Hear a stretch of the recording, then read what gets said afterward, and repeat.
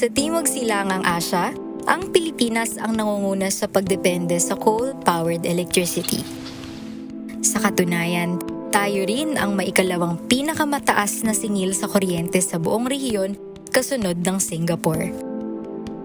There are so many problems ng power sector, pero yung isa sa major is yung burden ng high prices of electricity. And you can just imagine yung isang ordinaryong manggagawa, halos 30 to 40% ng kanyang sweldo na pupunta kaagad doon.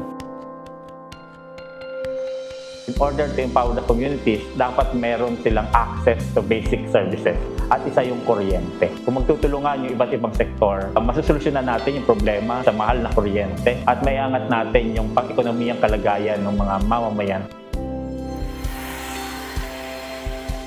Dahil ang kuryente ay isang pangangailangan na hindi dapat para lamang sa iilan, pinatutunayan ng mga residente ng Barangay Tanzados Navotas na ang solar energy ay isang mabisang tugon sa krisis sa kuryente.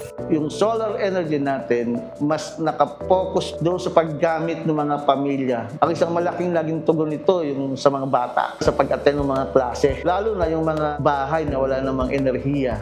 Bilang magulang po, bilang nanay ay napakalaking bagay po ng pagkakaroon ko ng solar panel dito sa bahay. Dahil yung dati po na umaabot ako ng 1,700 ng bill sa kuryente sa isang buwan ay na-lessen siya ng mga 500 to 400. Idagdag pa na sa umaga ay unlimited. Ibig sabihin, pwedeng gumamit ng kahit na anong appliances sa umaga.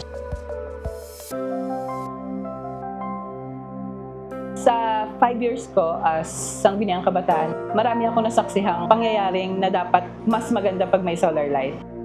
Ilaw po kasi ang pinaka-importante po sa loob ng bahay. Mas maganda po na sana lahat ng bahay merong nakatabing portable solar light or may nakalagay na solar emergency light para kung sakaling magkabagyo, magkalindol, sakuna, or mawala ng electricity yung buong barangay, mas maganda po na meron tayong maaasahan.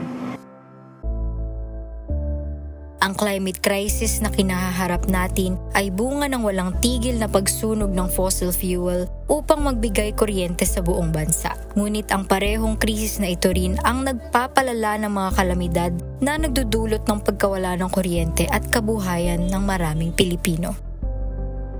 Solar is also one of the key strategies on disaster risk reduction. Pag bagyo, natural, bagsak ang mga transmission lines. Walang kuryente lagi.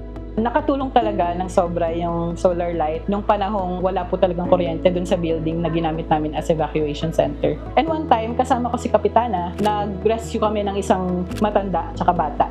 And yung bahap is hanggang leeg. Sobrang thankful po kami na meron kaming naasahang liwanag nung nagre-rescue po kami. Sa tuwing may sakuna, direkta nating nararanasan ang panganib ng sistemang lubos na nakadepende sa fossil fuel. Tinutugunan ito ng solar energy alternatives na tumutulong sa mga komunidad na manatiling matatag sa gitna ng climate crisis. Ang fossil fuel, hindi lang yan climate buster, hindi lang mahal sa bulsa. Kung hindi, nakamamatay din siya. Kasi pollution yan eh. Choose solar energy and renewable energy sa bansa natin to power yung development ng bansa natin. Sa isang bansang nasanay na sa paggamit ng kuryenteng mula sa fossil fuels, malaking hakbang ang pagtanggap at paggamit ng malinis na enerhiya tulad ng solar energy. Hindi lang ito tungkol sa pagtitipid, kundi tungkol din sa paghubog ng bagong kaisipan para sa mga kabataan.